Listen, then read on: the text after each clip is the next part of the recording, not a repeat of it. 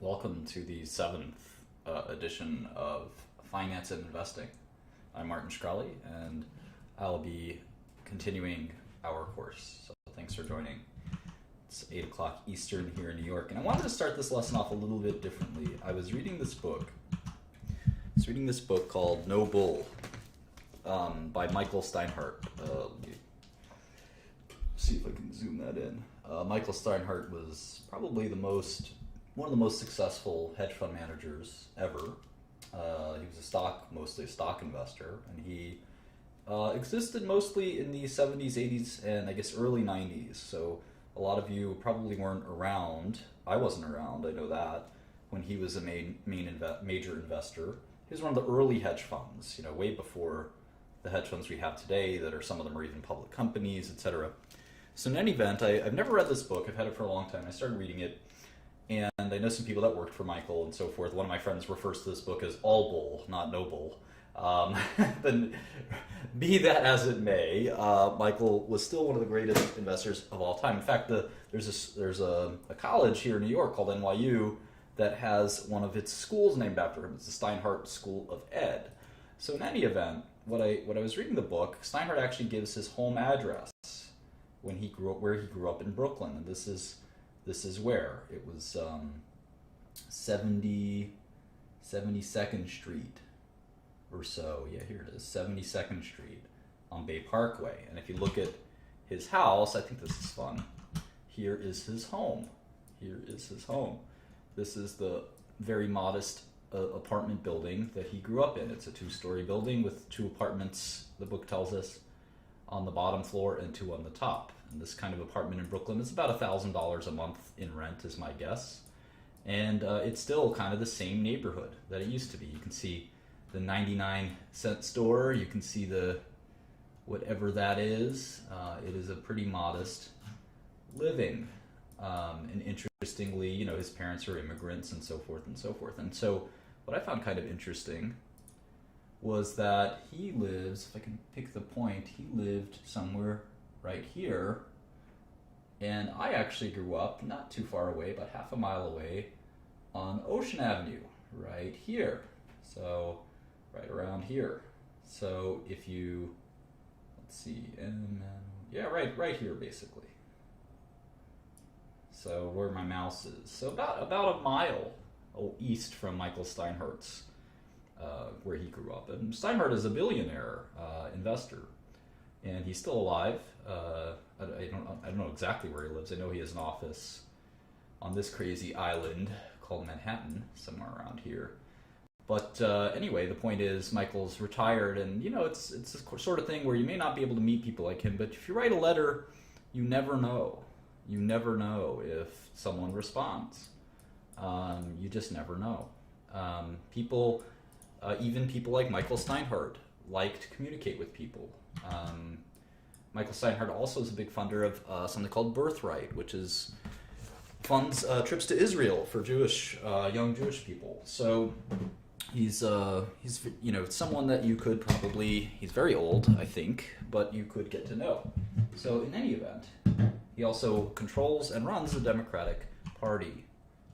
So that could be something that you find interesting as well. So, anyway, let's get back to work. So I thought that was interesting. There's this guy who grew up in the same neighborhood as me and ended up becoming extremely, extremely successful.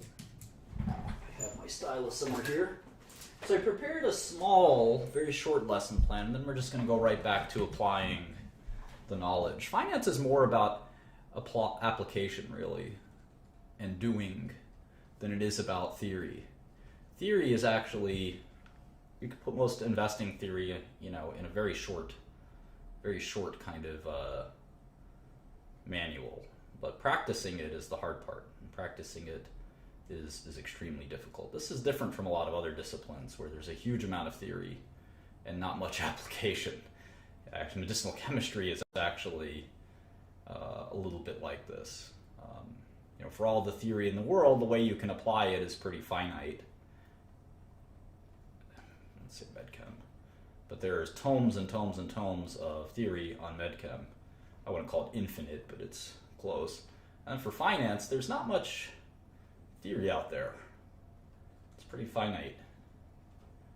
But for application, it's pretty infinite. I mean, we can come up with any ingenious number of ways to be investors and business people. So, but there's really only so much theory, especially when it comes to core finance and investing. When it comes to business itself, I'd say it's sort of a different concept. But in any way, let's think that through.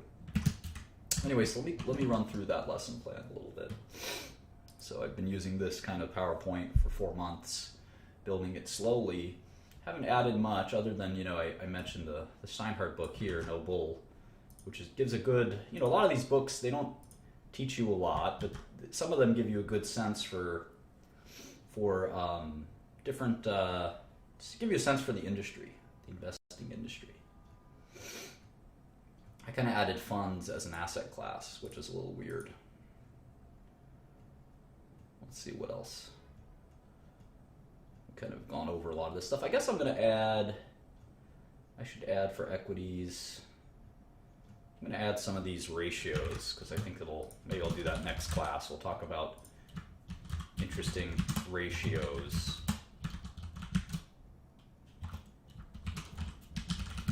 That I've learned over the years and what they mean exactly. We'll talk all about that. So here I'm on the markets and portfolio section, which I just created recently, and we're going to talk more and more about actual markets. And we've talked about a bunch of this stuff. I added this section where I mentioned that there's no such thing as an investor who would prefer to wait years for his investment to work, even if that investor is a so-called long-term investor. I hear often people say, I want to wait years for my investment to work. That doesn't make any sense. You want your stocks to go up as soon as possible, as much as possible. That's sort of the nature of how the math works. Here's a sort of cool 2 slides I added. So I talked a little bit about portfolio monitoring here. And what I mean by this is typically we have a term in the industry you like to refer to as drawdown. Drawdown. And what drawdown is if you graph the results of your account, say this is your stock investing account, and let's say it's $2,000, and this is $10,000, and this is $20,000. Not exactly drawn to scale, but we'll give it a shot. You can experience a lot of volatility around here. Well, drawdown is the peak to trough amount. So if you do this peak to trough, you lost 80% or so. Now you recovered it. That's all you really care about at the end of the day. But the fact that you could lose 80% of your money in some period of time, it doesn't have to be a short period of time, it could be a long period of time, it suggests that there's some risk you took. And that's why drawdowns are a measure of risk. Now they're an actualized measure of risk. They don't actually tell you how much risk you're taking. And we're going to have that duality oftentimes. You have observed risk, which is actually tangible, right? There's actually some loss, like a drawdown or a permanent loss or something. And then there's sort of conceptual risk. You could, for instance, go to the roulette wheel, and you can say, I'm going to bet red. I'm going to bet on red. Here's a little roulette wheel. Red. And there's black. And you basically can bet one or the other. And the odds are that you will lose over time. But they approach 50-50. I think it's like 48%.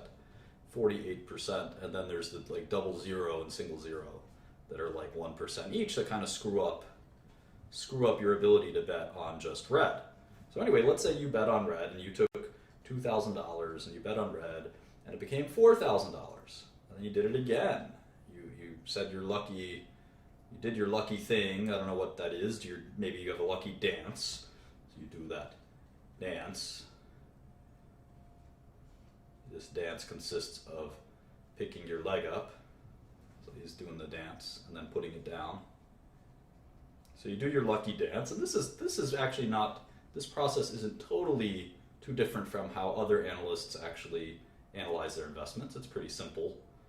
Of course, my method is a little more difficult, but this is a pretty good schematic for how most of Wall Street works. So anyway, and so was this roulette example. So then you bet again, you go to 8,000, and you bet one more time, and you're at 16,000. And you say, okay, I bet red, and I got it 4 times in a row. That's 0.48 to the fourth, right? What are the odds of that happening? I think that's 0.48 to the fourth. So chance of winning is 48%, chance of winning twice, chance of winning 3 times. So there was a 5% chance that would happen, but it happened. You beat the odds. There's only a 5% chance of that happening. So the question is, did you take any risk?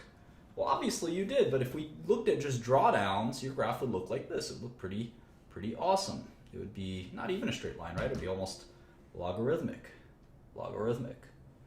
And according to the drawdown theory, well, you never had a drawdown. But of course, if you did this one more time and it turned to black, you'd have 100% drawdown. 100% drawdown. So there are a lot of strategies. A good example in finance is writing premium. Writing premium tends to generate very smooth and good returns until volatility spikes and you lose all of your money. And this is what sometimes we call in the industry fat tail risk. And it comes from statistics where there's a probability distribution, PDF, and there's some asymptotic risk here that's like 4 sigma or 5 sigma that occurs and comes out of nowhere and crushes your portfolio. So anyway, the point is that drawdowns aren't a great measure of risk. They tell us something. They certainly tell us something, but there could be some real conceptual risk in the portfolio. Like if you wrote a contract, say you have a swap contract, and the swap contract pays you $1 on this $20,000 portfolio. It pays you $1 a year if, I don't know, let's say if IBM stays above 100. This is a swap, a custom swap contract that you made with Goldman Sachs, and Goldman Sachs said it's a deal. But if IBM falls below 100, Goldman pays you $1 a year if IBM is above 100. If IBM ever falls below 100, you pay Goldman Sachs $1 million. You may never have this drawdown, and just looking at the money moving around isn't going to help you, because the second that swap contract hits, boom, you lose all of your money. In fact, you would owe Goldman money in this portfolio. So anyway, you have to analyze the portfolio contents to really understand. That's why fund investors don't do that great of a job often, because it's very hard just looking at statistics to tell if the fund is any good or not. You have to understand their holdings, and that's pretty tough for a lot of fund investors, because if they were good at understanding fund holdings, they'd be fund managers instead of fund investors. So in any event, that's sort of one commentary on portfolios. So the reason we like to watch drawdown is because it's very important to sort of have a portfolio that doesn't lead to a lot of loss of capital. All else being equal, you'd rather have this. You'd rather have small drawdowns. If you had something like this, I'll draw it in a different color, I guess. If you had something like this, at any given moment in time on these troughs, you may have an exacerbated trough. I mean, who's to say that this trough, the fact that you could have this, say, 50% trough, who's to say if conditions were slightly different? Let's say a recession broke out. Let's say the margin requirements changed. Let's say a war broke out. Who's to say that you wouldn't have a 75% drawdown the next time? And you might have a crisis of confidence down 75%. You may say, I'm going to take all my money out, or I need this money. You definitely don't want these losses, even if you think they'll be temporary. So you have to settle in your mind, what's the most I'm willing to lose? And I think 10 to 20% is a reasonable peak to trough drawdown before you start to dispose of your portfolio. You say, you know what, I'm going to reassess. Maybe I'll sell all my investments and I'll try again in 3 or 6 months. I have to diagnose what happened. Did I have bad luck? Did I take too much risk? What exactly happened? And I think that's a wise thing to do, is to come up with this number a priori, Latin, for ahead of time, not after the fact, not post hoc. You don't want to be in the middle of the drawdown, down 20%, and then say, gee, you know, let me just get a little bit more. I'll sell down 30%. Before you know it, you're down 80%. You don't do that. You have to have the rule and stick to the rule. And I find that helps quite a bit. And then you have the same thing for an individual stock, just one stock. You say, you know what, if I'm down 50% ever on a stock, I'm going to sell because I probably got it wrong. Now, some people double down. I know Warren Buffett's a big fan of doubling down. And you have to decide, are you the kind of investor that doubles down when you're losing money? Or are you the kind of investor that cuts their losses? And there's an age-old debate on which is the right thing to do. Nobody's really sure. Nobody's really sure. But one thing that's reasonable is a concentration rule. You say no investment will be, in my portfolio, no investment will be more than 10% of my capital. So that way I know that I can't lose more than 10%. And if you have this rule, your drawdowns will naturally be smaller. Your returns may also be smaller. But it doesn't guarantee you from having having good returns or having low risk. You could have a lot of risk. In fact, the more positions that you have, this is kind of an interesting idea. Let's call number of positions NPOS, number of positions. As number of positions, as NPOS approaches infinity, and let's call this portfolio return PR, PR will approach the market return. That makes sense because the number of positions you have approaches infinity, the more your portfolio looks like an index. It looks like the S&P 500.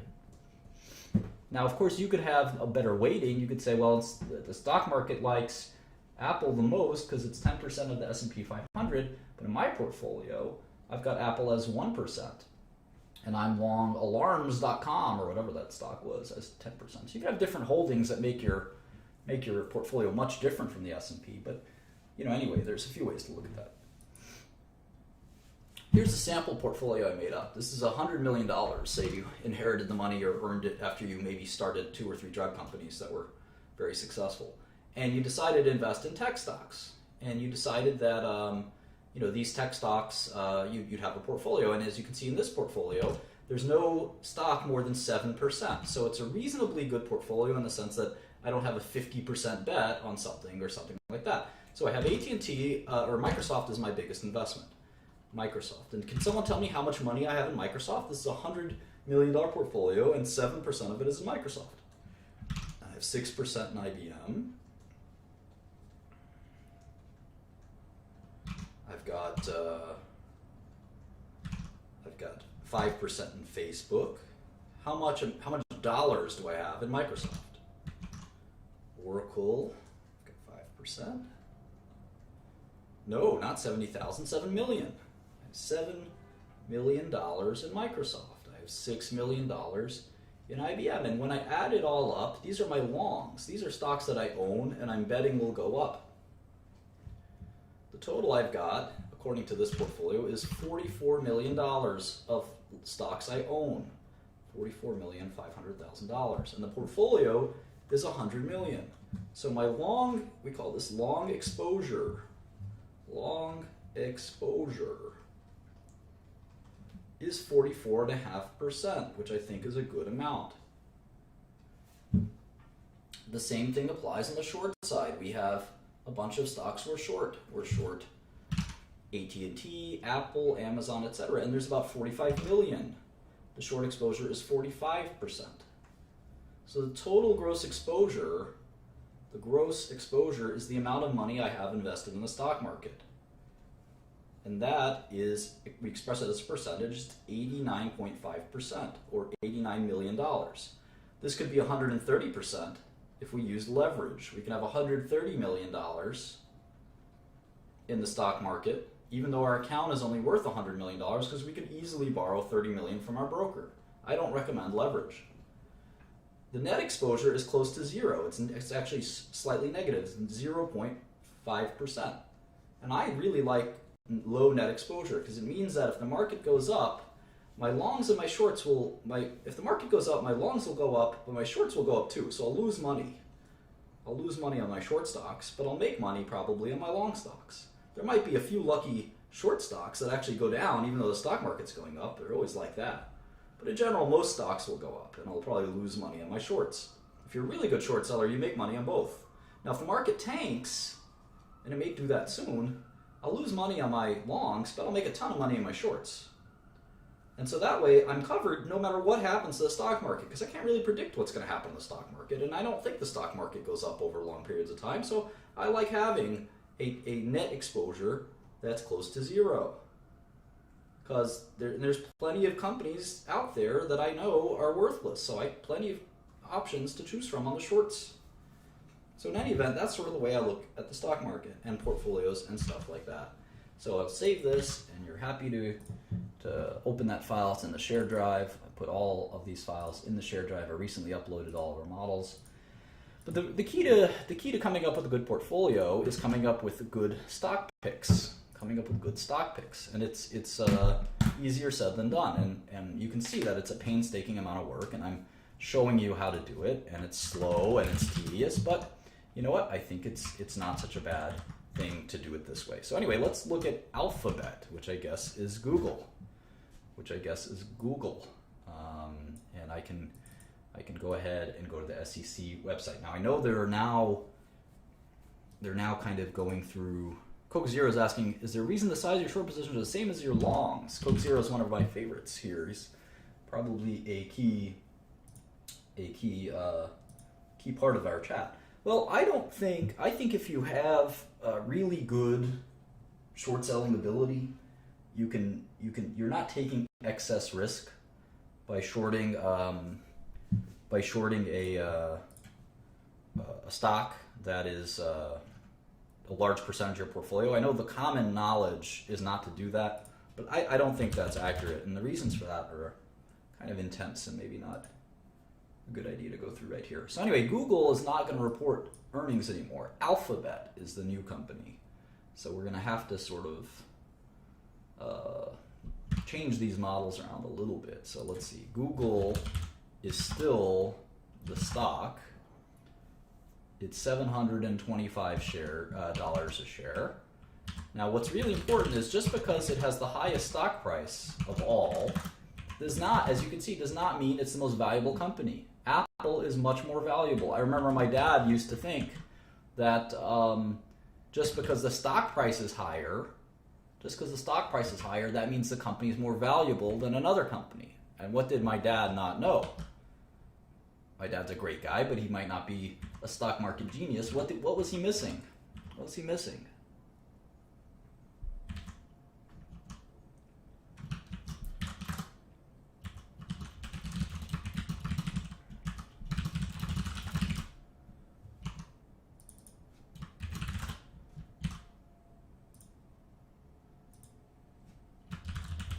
Shares outstanding, of course. You could have more shares outstanding, so the price doesn't matter. I could start a new drug company tomorrow, and I'm sure I could get some investors, and I could say, you know what? We're only going to have 10 shares. This whole company is going to have 10 shares, and each share is $10 million. So the market cap of my company is $100 million, and that's nice. That's a good amount of money. But, and each share is $10 million, and my Google is only $725 a share, but it doesn't really matter because they have almost 1 billion shares outstanding. I only have 10. So you really have to think about it a little bit more than that. All right. So notwithstanding this idea that Google will be, this is the last 10K they'll ever file as Google, and they're changing everything to Alphabet and this and that, let's still take a look. And we can see they have all these kind of complicated shares outstanding. It's a pain in the neck. Looks like 292, 50, and 345. Class A, Class B, and Class C. And we don't have to worry too much about what does that mean, Class A, Class B, and Class C. They're just slightly different versions of common stock. They're all common stock, though, at the end of the day. They probably have different voting rights. So Sergey Brin and Larry Page, the founders of Google, probably said, let me have a different share than all the rest of you because I want to be able to vote more than I want my B shares and C shares to mean more than the common person's A shares because I'm the founder of the company and I want to be able to control the company. And that's not uncommon, especially in technology. So anyway, it's a $500 billion company, which makes it the second biggest, right?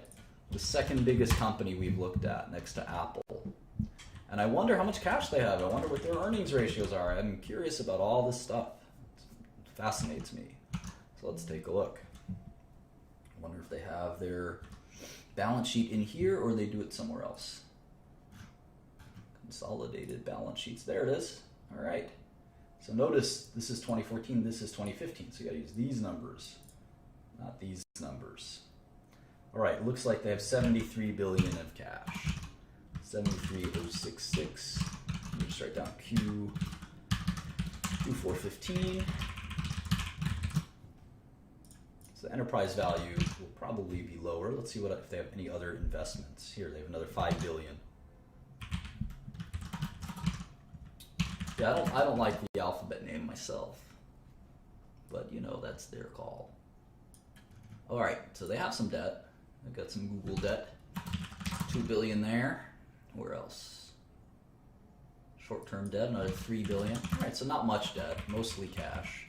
So they're like Apple. They've got this massive amount of cash, and they're waiting to buy something. But I guess they find the startups too expensive. The Snapchats and the who else? The cool little startups that are out there. And but you know, between them, Microsoft, Facebook, and Apple, there's how much is that? 300 billion of cash just sitting there, not doing anything. These companies don't need that cash. And they can borrow probably double that. There's probably 600 billion waiting to buy something cool. Makes you want to start a tech company, doesn't it? Now, interestingly, I like to rank my companies by enterprise value. So technically, Google is the most valuable tech company in the world because the enterprise is worth 425 billion. Apple's is only worth 418 billion. Now the market cap of Apple's a little bigger, but they also have all that cash sitting there. So technically Google, the way I look at it, is the most valuable company in the world in terms of enterprise value, or at least the most valuable tech company in the world. Now here's the income statement. You can see a lot of growth. Let's make the model real quick.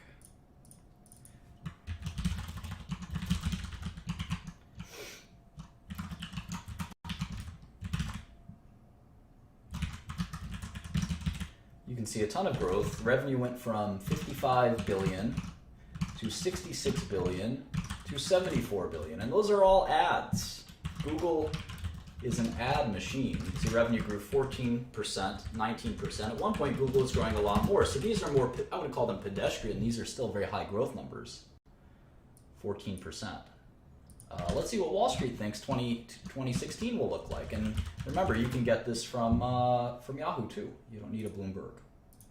So for revenue, Google, they're saying 71 billion. Now remember, they're going to move. Alphabet is kind of all messed up, right? Because is it A? Is Alphabet A? No. What's going to happen? This is so annoying. All right, 2015 revenue is 75 billion. So why doesn't that match up on Bloomberg?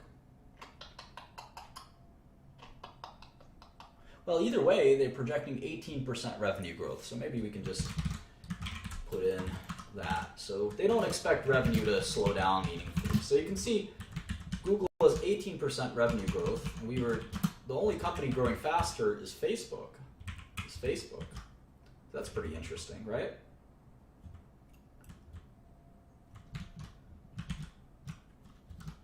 So let's keep going here. Cost of revenue, R&D, etc. You can see their income is about 20 billion. That's their EBITDA, earnings before interest, taxes, depreciation, and amortization. And you can see their earnings are about 15 billion, 16 billion. So what's that? How many times earnings is that? If I have 16 billion, that is 26 times earnings, 16 billion.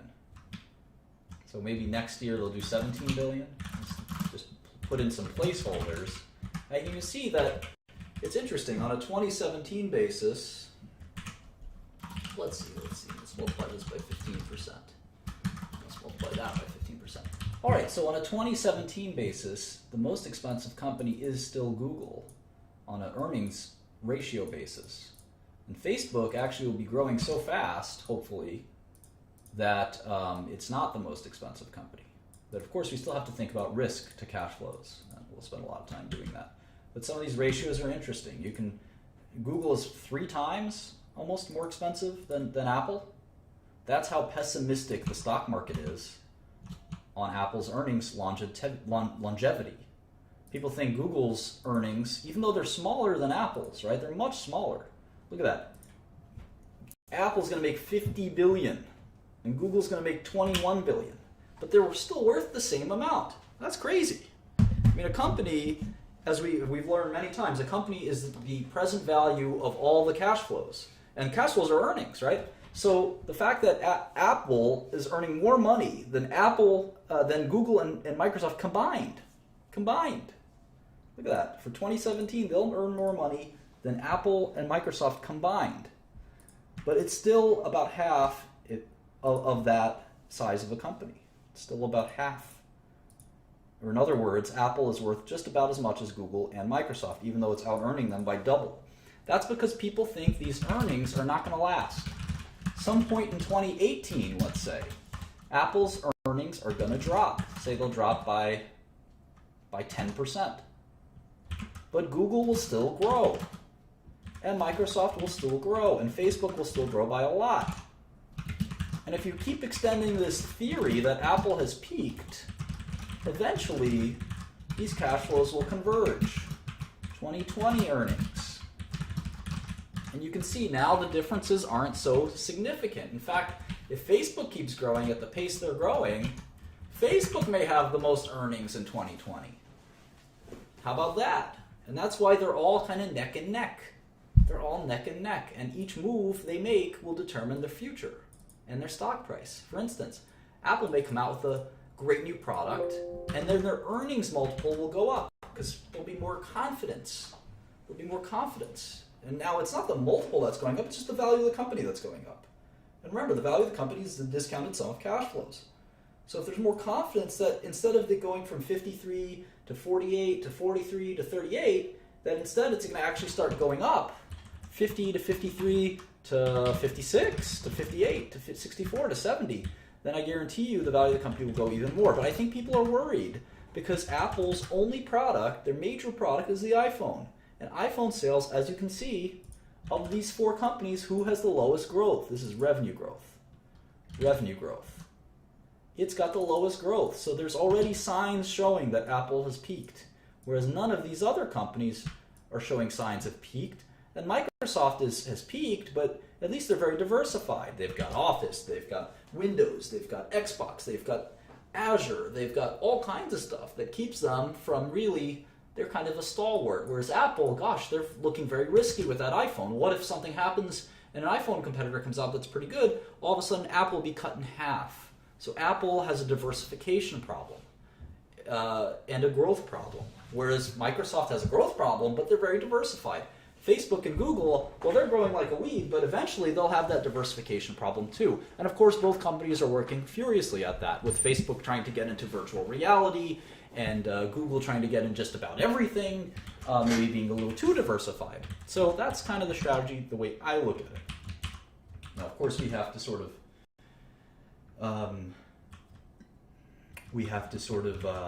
go into all of this in more detail, and we learn about their business model when we do that, right? That's the cool thing, going through these numbers. Now you can see their cash flow is actually a little bit better. Well, I don't know. If you exclude the DNA, it's about equal to net income, as the quick eyeball will tell us. And so the best way to do the annuals, as I've told you a few times, is to actually go to the 8K.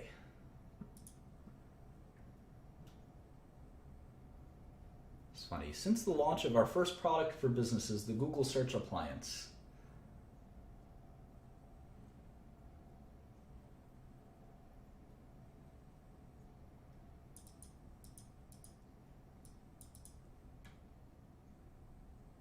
Bebop.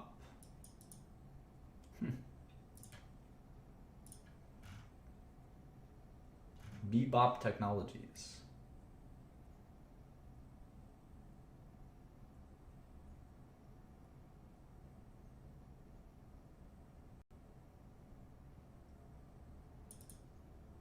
John Doerr will replace Diane on the audit committee. John Doerr is a legendary Silicon Valley venture capitalist.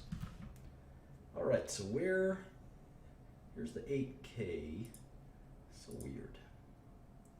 Here's the third quarter, but I don't see the Q4 8K. What a pain. What a pain. I'll tell you what, maybe I'll go to Google Investor Relations. Sometimes that'll help. Alphabet Investor Relations. I like their website, abc.xyz. It's kind of funny, isn't it?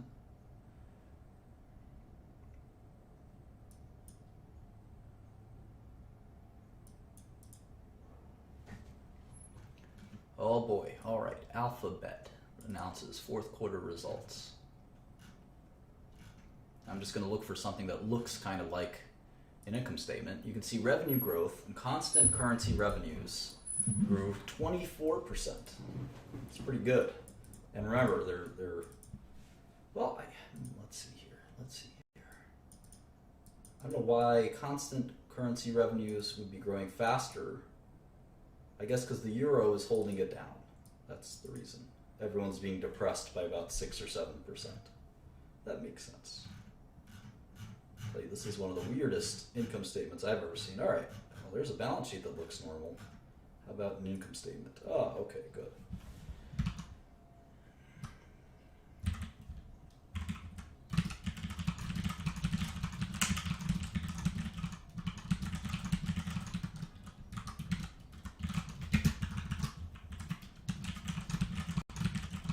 All right, let's do this. I wonder what Google's margins are like, right? I mean, in fact, maybe we'll make that column here, gross margins. Gross margins. Let's fill that out real quick. What's Apple's gross margin? I think it's 40%. Let's check it.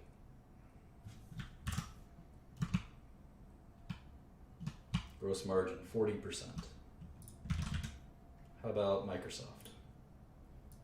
And the links just help you open this stuff so much faster. Looks like 63% or so. How about Facebook? I think that was in the 80s.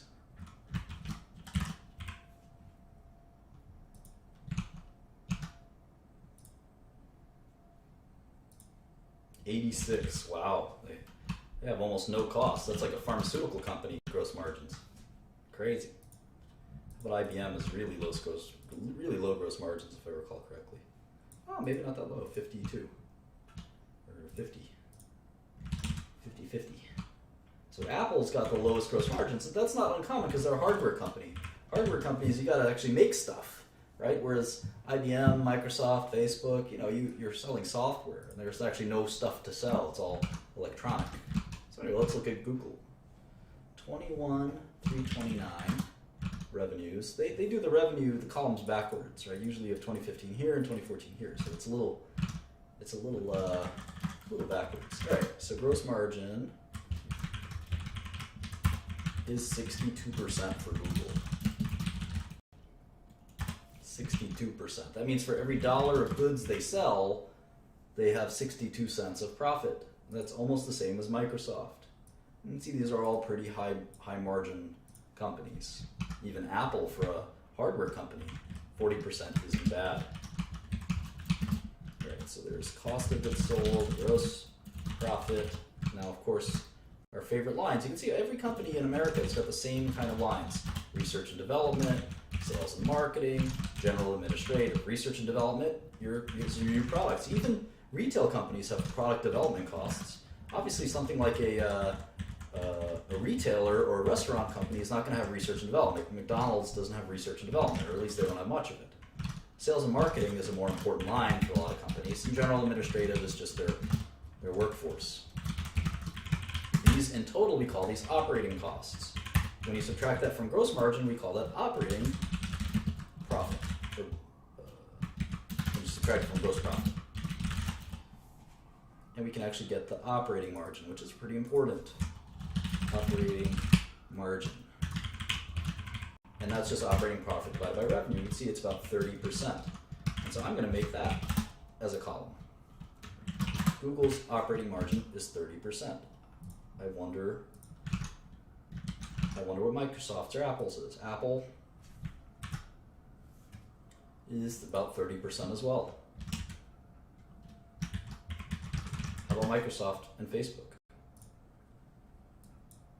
You can think of operating margin as what's left over after all of your business costs are deducted. So for Microsoft, it's 28 cents on the dollar. So 28 cents of revenue. You can see that all of these businesses have roughly the same margin. After the $1 revenue comes in, they have about 30 cents left after all of their business costs are deducted. Facebook, let's see Facebook. There's not even a line. Operating margin.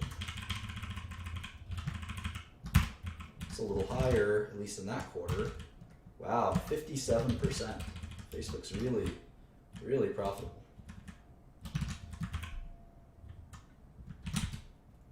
See, it's 54%. And it's not, we don't have to be exact, it just gives us an idea. You can see Facebook's so much more profitable. Every dollar they get, they keep 54 cents of, which is way more than their peers.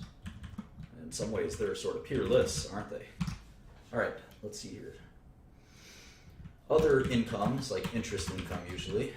Taxes, 819. And it's interesting, they're discontinuing some operations because they're spinning them off. It's just sort of bizarre how to think this through. Net loss from discontinued operations. I wonder what those discontinued operations are.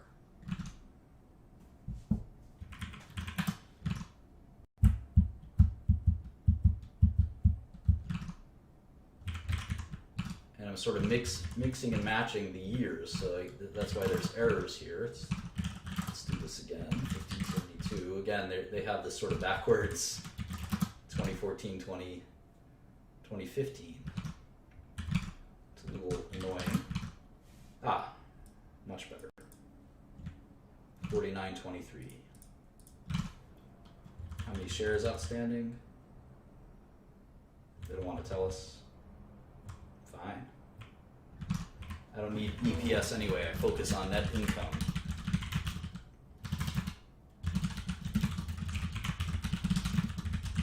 And you can see Google pays almost no taxes. How about that? What's Google's tax rate? 5%. Holy moly. That's the lowest tax rate I've seen. Google don't like to pay taxes, do they? 5%. Holy moly. Let's do this for Q4 14.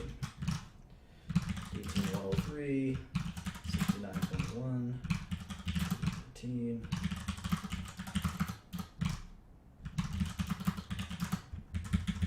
Well, that was looks like it was an anomalous year. They were paying 18% taxes for Q4 14. And again, this net loss from discontinued operations kind of freaks me out a little bit. I wonder what that means. Irrespective, that's that. So how about GAAP to non-GAAP? Looks like substantial differences here. Mostly probably on stock-based compensation though, so. Here's the shares amount, 697.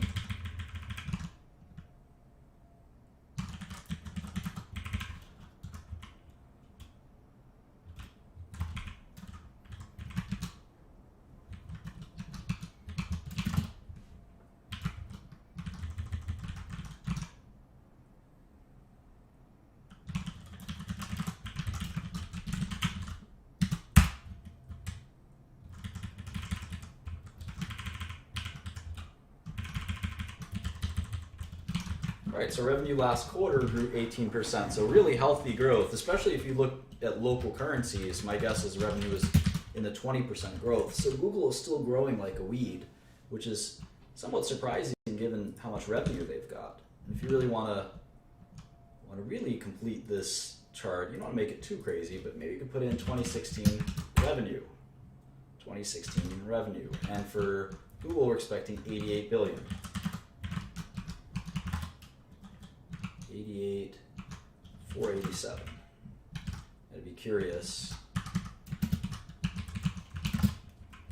what these other companies are doing. I think Apple is in the 100 billion club, maybe even 228 billion club. Jeez. More revenue than anyone. I think Microsoft is like 120. Nope, 92. Nope, even less than that. 88, 89. It's hard because Microsoft has these weird fiscal quarters, right? Maybe 89. Isn't that interesting? Microsoft and Google have almost the same exact gross margin and operating margin and revenue amount. The only difference is Google is growing much faster, 18% versus just 1%. How about Facebook? I wonder what Facebook's revenue is. Very low, right? 25 billion. So compared to these companies, it's like Facebook doesn't even belong, right? Look at how little their revenue is and how little their profits are, 10 billion. But the reality is it's growing even faster than all of them, 40%.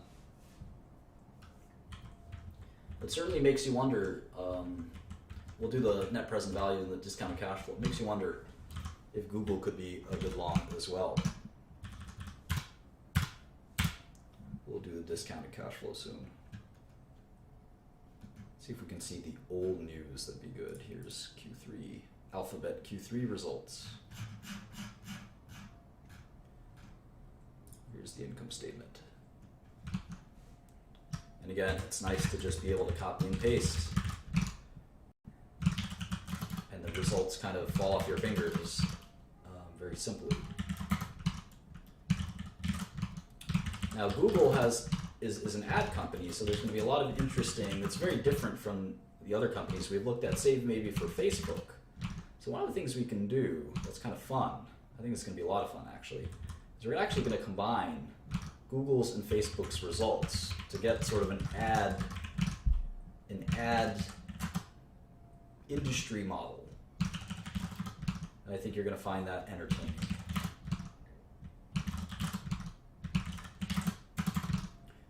So the question is ad revenue growing in total? Are they taking ad revenue away from traditional ads like TV and radio?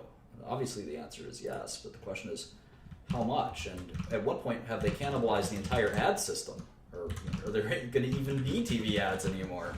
It's a serious question, right? Let's move this up here, kind of like revenue first, gross margin second. So down here I'm going to put Google revenue, Facebook revenue, and then I'm going to pick some advertising companies. Who's the biggest advertising companies? Oh, Bloomberg should be able to tell us, right? Let's take a look. Sectors. How about this? Advertising. No? No? Advertising.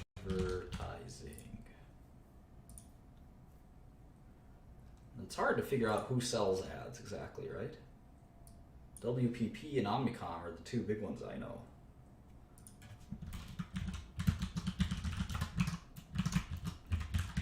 Do they sell ads exactly? I'll have to decide. Is it more like a NBC? I mean, they're a content company. Comcast? How do we think about it? How do we think about it? Maybe radio companies? I don't know. We'll have to think about it. Let's try this. Global advertising revenue. Global advertising revenue. Total media spend. Advertisers spend $600 billion worldwide. That sounds like the number that I had in my head, because I always knew that the global advertising was about the same as global pharma, which is about 600 billion. So the advertising business and the drug business are pretty similar. They're pretty similar. So if I did 600 billion, we can see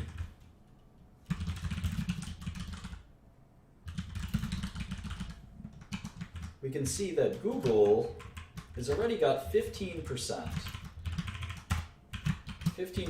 market share of all global advertising. And so what you can't realistically forecast, global ad revenue is probably not going to change very much. So they can't get over, right? They couldn't get over 100% of this. So their theoretical limit on revenue is 600 billion. They probably couldn't even get half of it, right? And in many businesses, most companies don't want to, of course, Google wants to dominate this business and have 100% of the business, but because there's alternatives, they're typically, it's hard to get more than 15% market share, or 20 or 30% market share. You really have to dominate the business completely. So that's going to give us an interesting way to limit the amount of revenue they can make. And I think for Facebook, they're looking at 25.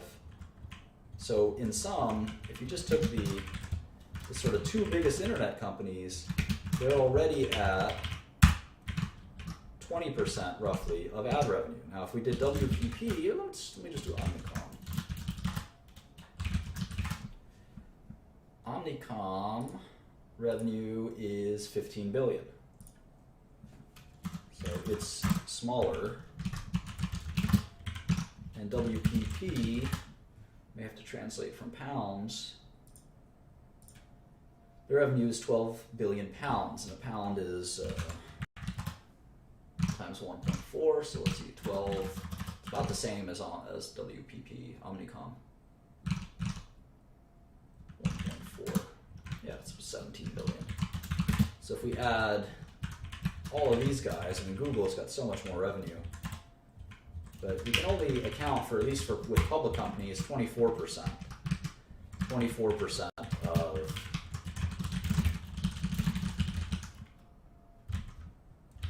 24% of the global advertising industry. Obviously, there's going to be other ad makers and ad sellers are going to try to put them in our model and track them over time, because eventually the fact that Google and Facebook have so much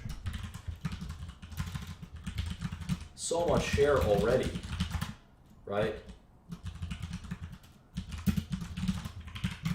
It's sort of going to hurt them in their ability to expand more, unless the ad business itself expands. Unless advertising spending in general expands, it's going to be hard for them to cannibalize all of the revenue from WPP and Omnicom and other ad companies, which we'll kind of look into.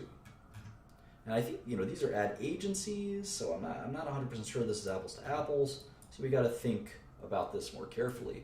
But that being said, let's just sort of leave it at that. We'll look into it. But that's sort of to, as we think about how are we going to forecast Google accurately, we can't just say, all right, well, last quarter they grew 18%, so next quarter they'll probably grow 18%. Well, that might work for a quarter or two. What about next 5 or 10 years? That's not going to work for 5 or 10 years. We need some more substance to sort of decide how big is their opportunity? How much more can they grow? Is it pricing? What is it? Now, you could argue that internet ads are much more efficient than old ads, because you know exactly who you can target your ads more carefully. So maybe the ad market is going to expand because of that, but maybe it's already expanded. Maybe it'll expand forever. Maybe it won't. Because remember, there's going to be other companies. What are the other big companies? Yahoo. What's Yahoo's revenue? Yahoo's almost all ads revenue, I believe. So what's Yahoo? Yahoo is a measly 3 billion, but it's something. Who else? Who else is a big internet advertiser? We can go here, right? Well, certainly Baidu.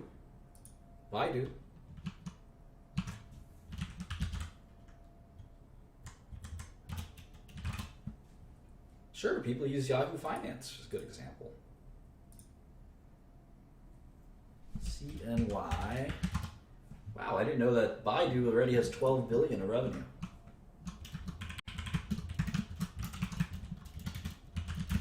People use Yahoo Mail. People use all kinds of things. I know Microsoft has a bunch of ad revenue, and we can actually, at one point, Microsoft even disclosed how much they have, so we can actually look at that. It's roughly 12 billion for Baidu. All right, so it looks like these internet guys we're tracking, internet share, it's about 22%. 22%. Just these 4 companies. There's more companies than that. There's way more companies than that. So if we add all this up,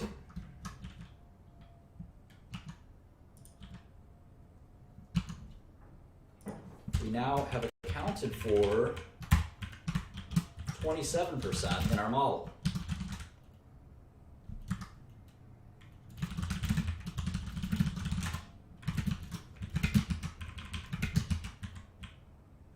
And I'm sure we can do that with a few more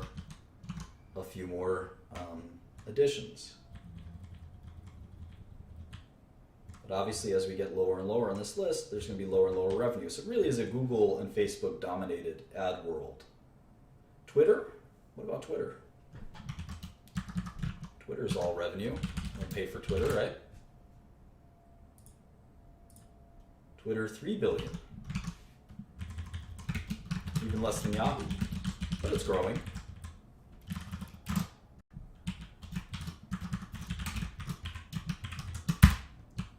So there you go. So anyway, we're going to have to learn the ad business if we're going to learn Google, and that makes sense. That's most of their revenue. All right, let's keep going. Almost done here with a year or 2 years. Q2.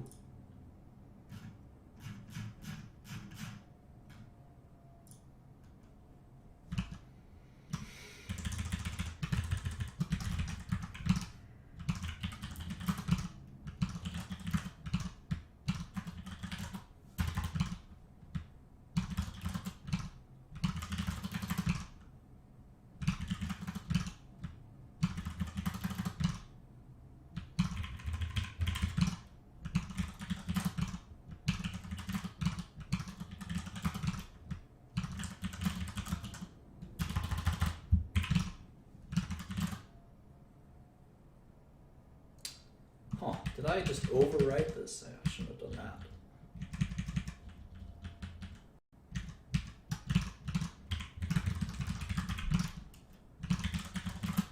Glad you guys noticed all my mistakes.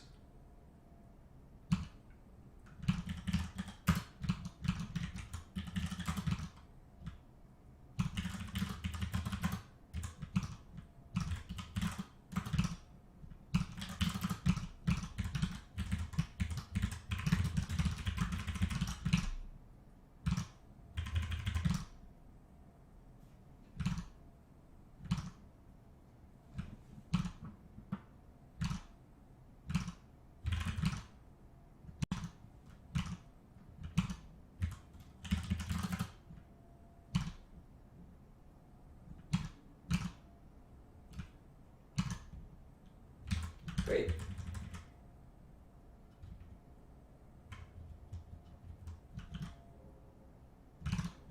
One last one. And you get to learn each company's way of doing this. You can see that this is how Google does it. So every quarter we got to go to this crappy website. Ironic, considering it's the best internet company in the world.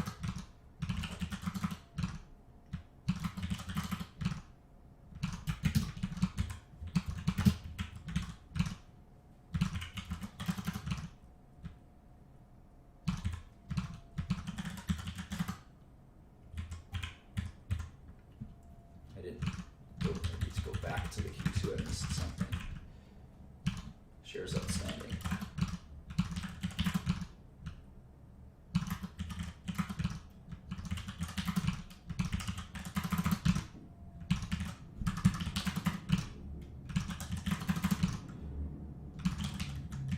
All right.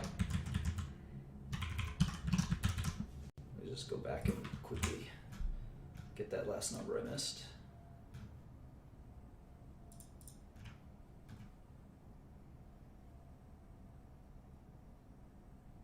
put it?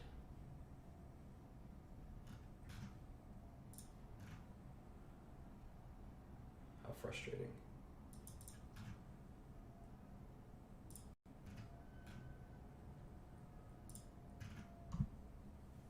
And I'm imagining not 100% of Google's revenue is ads, right? They're starting to sell other things, web services.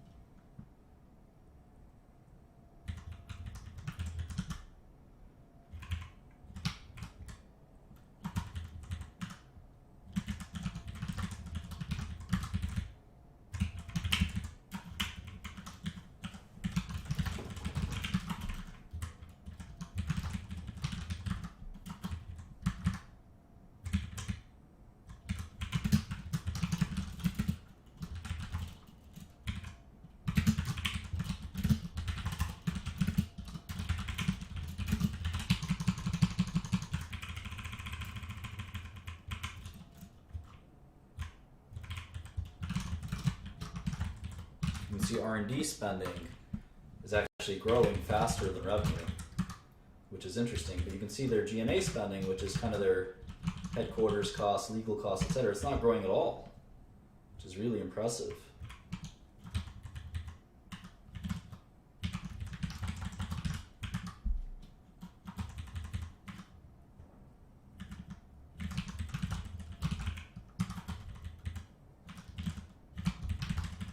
They're spending a lot of their money on those advanced projects, or whatever it is. So you can sort of forecast earnings. Their tax rate kind of fluctuates, but looks like on average it's about 20%. Just you can also track that in our main page. We can track the tax rate for each of these big tech companies. So it'll actually be pretty important for us. Right, so there's sort of our rudimentary model where we forecast for 2016 at least that they'll make $18 billion, and Wall Street's been saying $18 billion, so it's a pretty reasonable guess as to what they'll do. Now we're going to have to sort of reverse engineer what the stock market thinks will happen, what the stock market thinks will happen, I should say, which is sort of my method of imputing the market's expectations using discounted cash flow.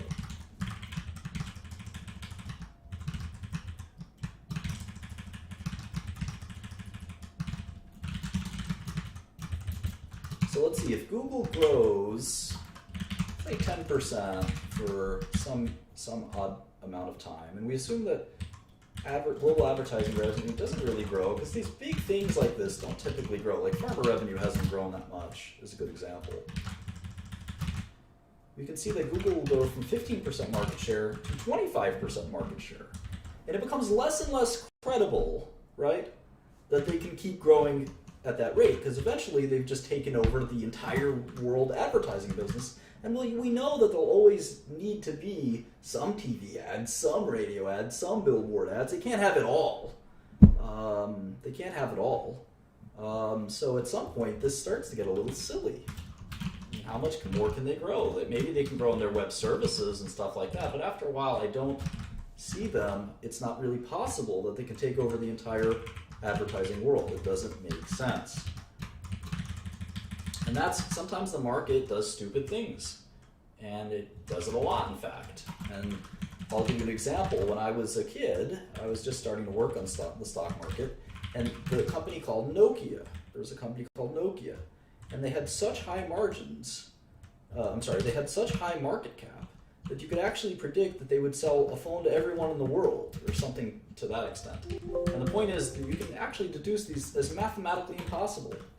it's not really mathematically possible for a company like Nokia to do that. And so Nokia was a great short in truth.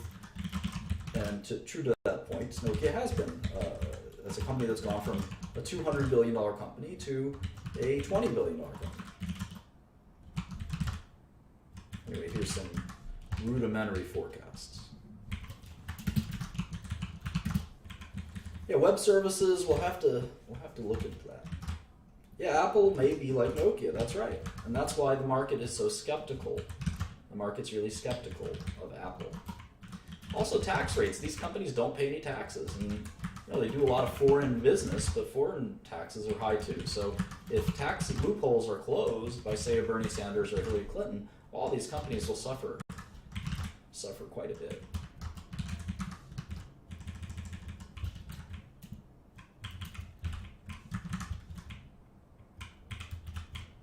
Now, one argument is that Google doesn't really have to spend on R&D, and that this R&D should be cut to reflect the fact that they're spending on this R&D to generate more revenue. And if I'm penalizing them for R&D, I probably shouldn't be doing that, right? And we'll talk about that dynamic quite a bit. In all of finance, that's a really important dynamic. So let's assume at maturity they drop, and let's assume their discount rate is something in between. We should put discount rate over here, just so we know kind of what we're giving it. Master discount rate.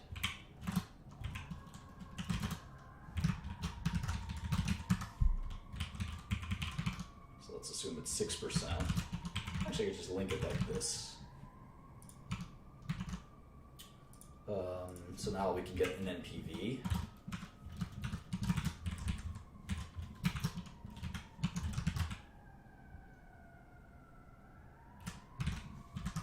Right, and now we should also get cash in here somewhere. Net cash was 73 billion, let's just say. So by the end of 16, cash will be 90 billion. And this will just accrue like this, and we can assume that they earn, say, 1% on their cash. Which is reasonable. And it's really penalizing them by not assuming that they earn anything. So we have to give them something. And if you like one company's management team, you could say, well, maybe they're earning 2% on their cash. That's another way to do it. Anyway, what's the NPV? It's a little more than their current market value.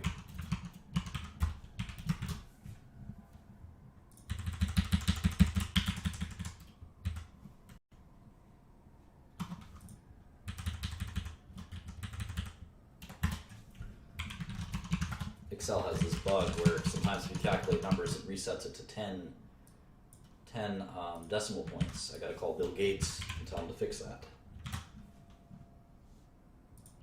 All right, so we get about 1147 versus the current stock price of 725, which is a nice return, 58%. 58% return. That's also assuming they can grow this revenue. It's pretty modest assumptions, but I guess the bigger question is, can they hold it? Can they hold it over time? Not so much are they there, they're there, but the question is, will they shrink? So if I wanted to reverse engineer this until I get the market's expectations, let me do that. What if they start shrinking? Well, then I get roughly the current market price. They started to shrink.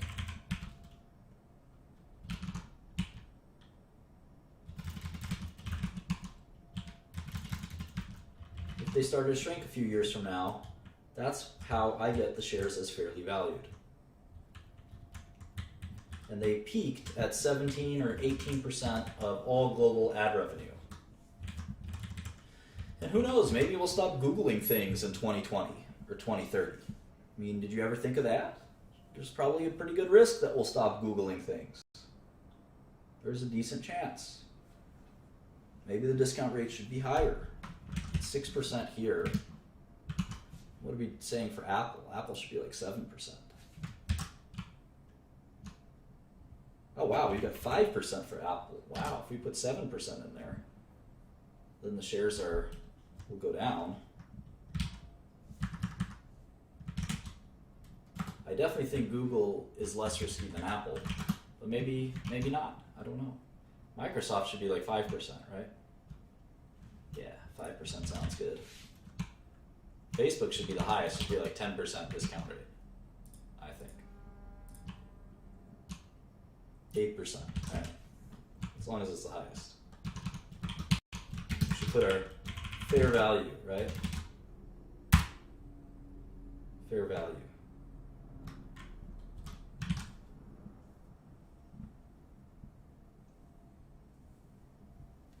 So that's a quick, fun look at Google. We hadn't, again, we can't make decisions too quickly, but we have to familiarize ourselves with the company, set up some basic models, and then maybe when we see a huge undervalue or overvalued, I mean, we only looked at 4 stocks. None of them really jump out.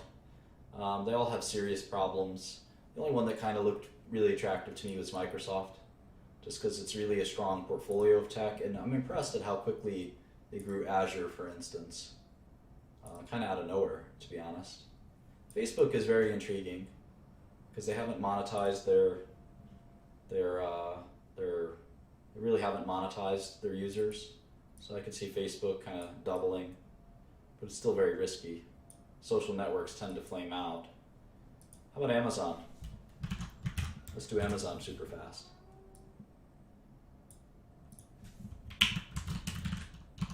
Yeah, I don't think the WACC is a good way to do it. I think you should just come up with your own discount rate.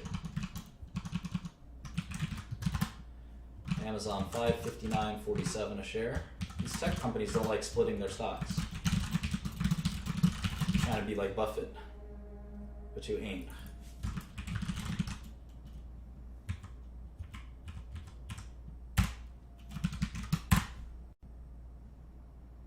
That should be a rap song. I should be a rapper, I think. Sometimes I think. I would be good at it. Maybe I go to Amazon IR.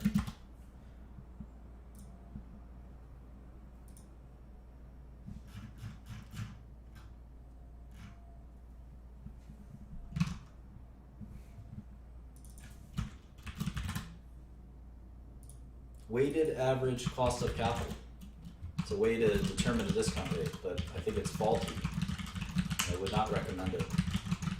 The concepts that arise from WACC or WACC it's a good sort of conceptually, but it uses beta, which I think is not really a good way to do it. And then it sort of evades the concept that there could be some companies that are really have very, very little risk and bear no resemblance to things like equity risk premium and stuff like that. That's a little. It's not, I wouldn't take it beyond, it's just sort of not a good way to learn it. So there's Amazon's revenue, total revenue of 35. Well, they want us to look at 2 lines of revenue. So they have their retail business, product sales, and then they have their Amazon Web Services, I guess, services sales. So revenue is about $35 billion a quarter.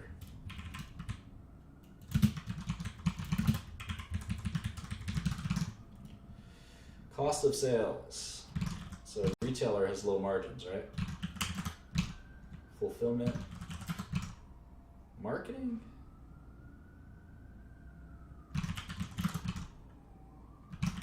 Technology and content. G&A. Other. I'm going to put other and G&A together.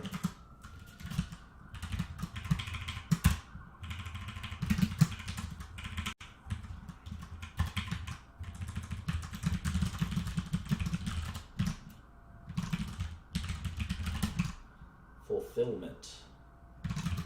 Isn't fulfillment part of cost of goods sold? I kind of think so, right?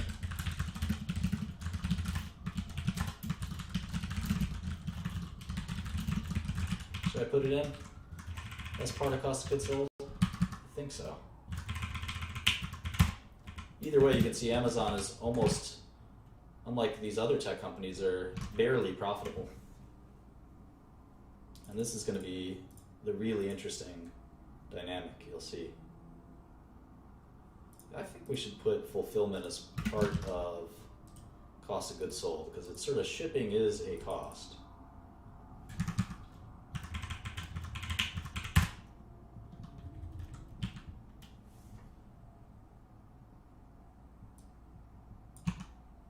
right, you can see that Amazon has the lowest margins of all, 36 billion in revenue and only 1 billion in income, and that's because they're a retailer. But they're not just a retailer; they obviously have the Amazon Web Services too.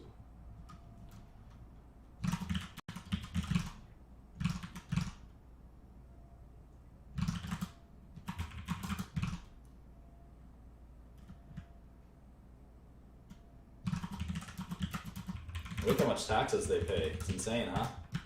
At least for this quarter. 49%. That's more like a normal tax rate for a person. Companies are people too, right, guys?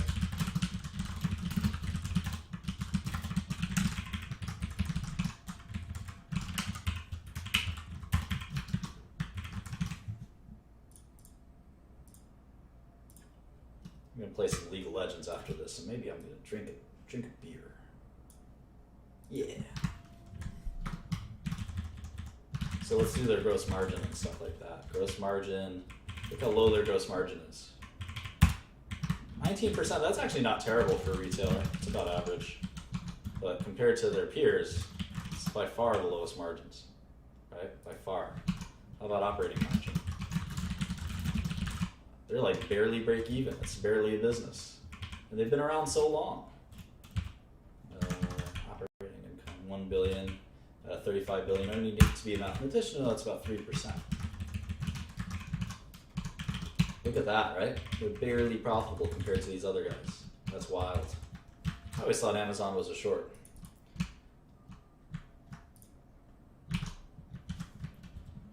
We'll look at the balance sheet in a second. How about last quarter?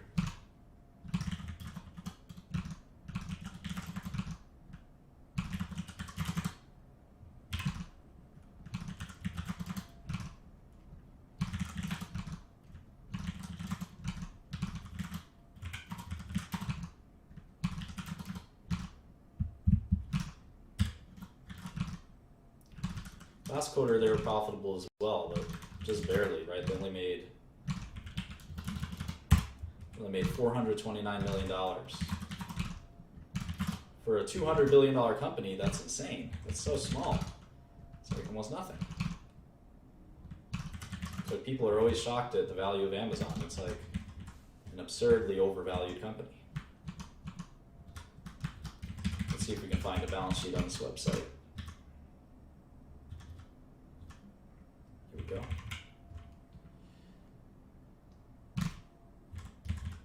Cash.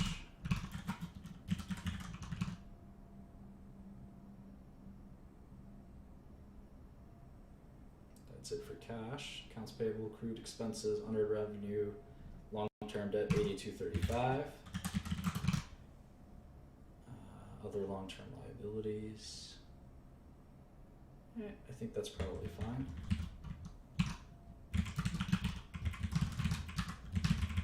How about shares?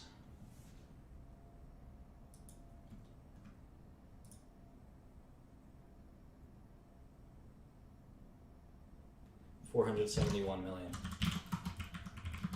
So $263 billion company, tiny amount of net cash. They're not nearly as, they would have a hard time buying, they wouldn't have a hard time because they could place debt, but they sort of would have a hard time buying a huge company. And they could always do it with equity, but you can see their enterprise value ranks them fifth, about a $250 million company. But if you look at the earnings, I mean, how much could they make in 2016? Just look at our model, right? They make 500 million a quarter. So 500 times 4 is 2 billion. Even if they doubled that, it's 63 times earnings. I mean, which one of these doesn't belong? The heck is going on here? They could double earnings for a long time and they still won't be the same. And nobody doubles earnings, come on. You gotta slow down at some point. So how is Amazon, how can Amazon be this overvalued? Sounds like a good short. Revenue growth is 22%. That's pretty good. So maybe they'll grow their way into some success. revenue, they have quite a lot of revenue.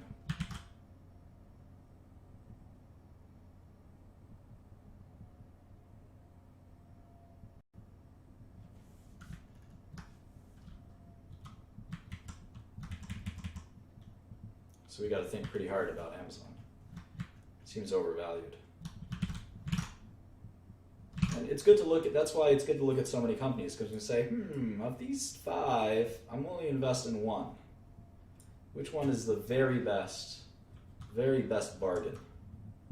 For the growth, right? There's two kind of things we look at if we have to summarize investing in sort of two discrete things. What would they be? I said one of them. Growth, sort of cash flows. And what's number 2?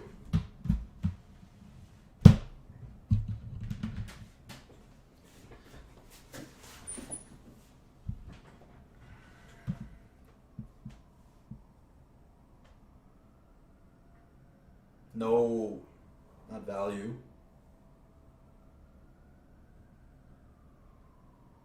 Value is how we look at thing number 1 and thing number 2. Yeah, it's sort of predictability is a good, there's a better word for predictability.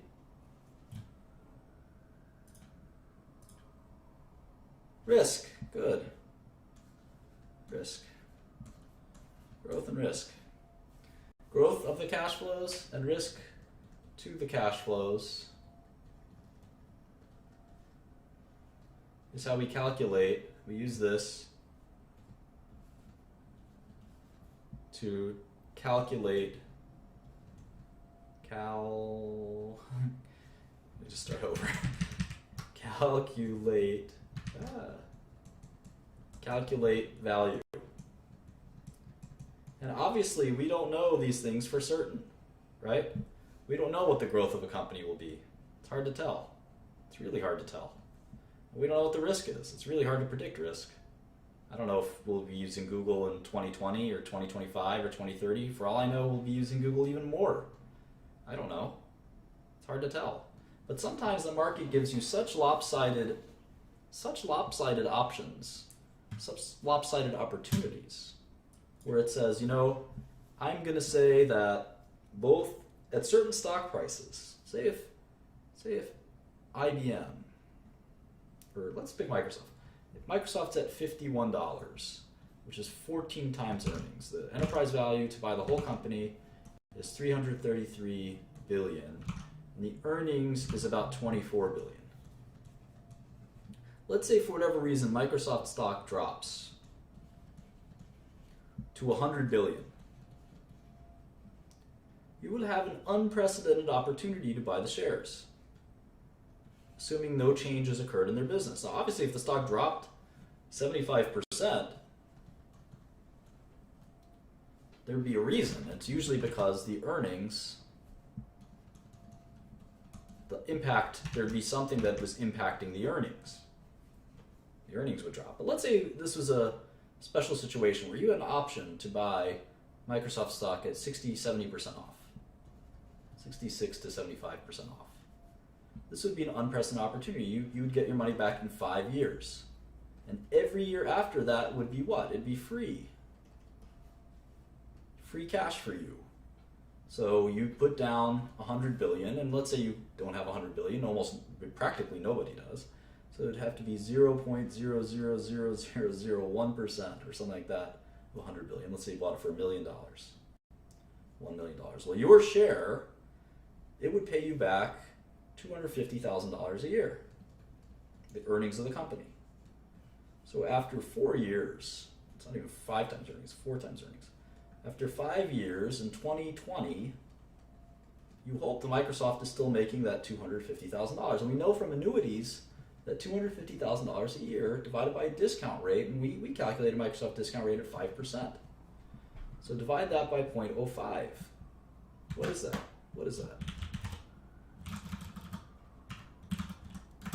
$5 million. So you made 5 times your money. from 1 million to 5 million. And sometimes the markets give you these opportunities, especially if there's some crazy news or something like that, that temporarily people start getting scared and you say, you know what, I still think they're going to make 24 billion. Or maybe it's not 24 million, maybe it just goes down to 20 billion. That's still a bargain. That's still a bargain. So you got to think that through. You got to think through these opportunities. So anyway, there's about 5 minutes left. I want to take some questions. We're not going to finish Amazon today, but maybe Chipotle is a good example of a company that's got a problem right now, but maybe their stock will be cheap because of that problem. And their earnings will be just fine 5 or 10 years from now, and you'll get a good bargain. I'll take some questions.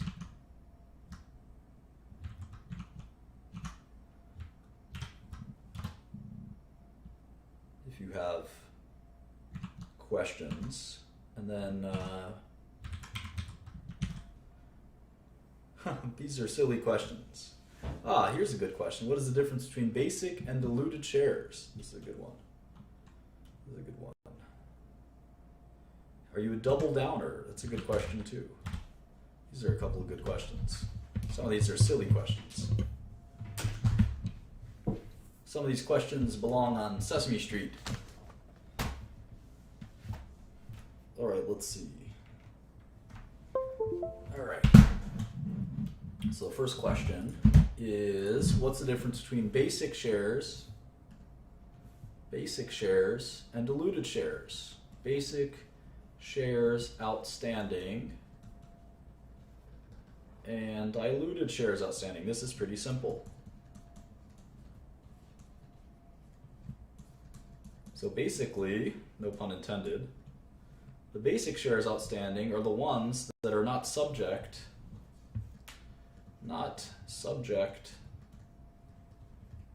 to an event. So these are the shares outstanding that the investors own. The diluted shares outstanding include shares that could be converted, shares that are convertible upon certain events. There's two main types of reasons why basic shares will be less than diluted shares. There'll be some extra shares that are dilutable. They can dilute the basic shares. And one is very easy. It's the stock options for the employees. ESO, employee stock options. Stock options. So if you have stock options, say you have $100 stock, and you give your employees options at $100, you can't make it lower than that. And the stock goes to $150. Well, your employees will cash in their stock options. Let's say you gave them 1 million shares. And the investors have 40 million shares. So you technically have 41 million diluted shares, outstanding shares, and you have 40 million basic outstanding shares. So do you have 41 or do you have 40? Well, it kind of depends. If the stock goes to 60, the employees will never exercise their options, right? So an option is a right to buy. A right to buy, a call option, or an employee option is a right to buy. So if you have the right to buy it at 100, but the stock is at 60, you wouldn't do that. So that's sort of one way to look at it. Do I double down? Have I ever shorted something to zero? Yeah, practically, I short a lot of biotech stocks that have a big cliff usually. Something like this happens, like a drug failed a trial. Drug fails phase 3. There's a drug company coming up soon called GW Pharma that I think will fail their phase 3, and the stock will plummet. It will go down 80%. I usually get out at that point. So that's typically what I do. I can't tell you what I think of one stock or another stock or something like that, and I can't answer questions about Bitcoin or something like that. I don't know anything about that. What else? Any other questions?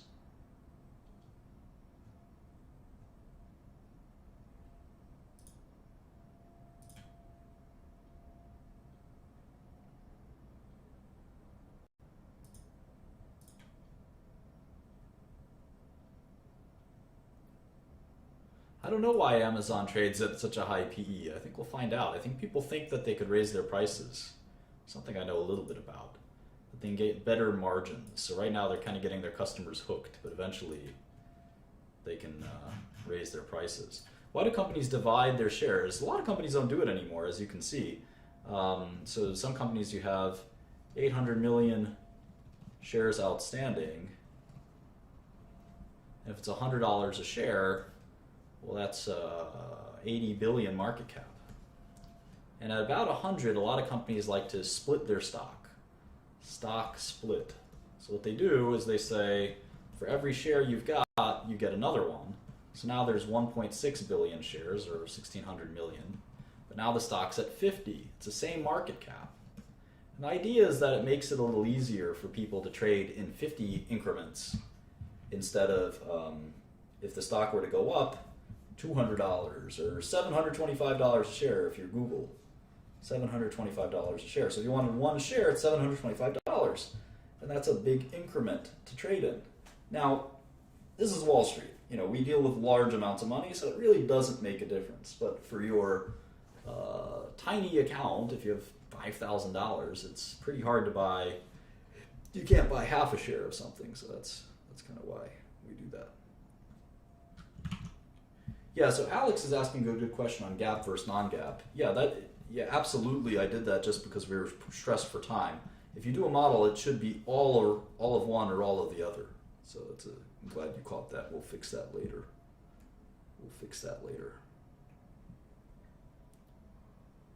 Do you personally think that hiding revenue in offshore banks to pay less in taxes is, lack for a better term, fair? No, I don't think it's fair. It's illegal, I believe. You can go to jail for that. I don't encourage anyone to do that. Now, companies do have tax. Most companies have a tax group whose goal is to lower their tax exposure. Wouldn't we all be nice to have 10 or 20 people calculating how you can avoid taxes? That would be great. And they're usually very successful. You can see these companies usually pay 10 to 20% in taxes. All right, well, this has been about 90 minutes, so I'm going to sign off now. Maybe I'll address so-called technical analysis later, and how I think it's a mirage. Technical analysis. I don't think it's a reasonable or real thing. It's sort of been replaced by quantitative analysis.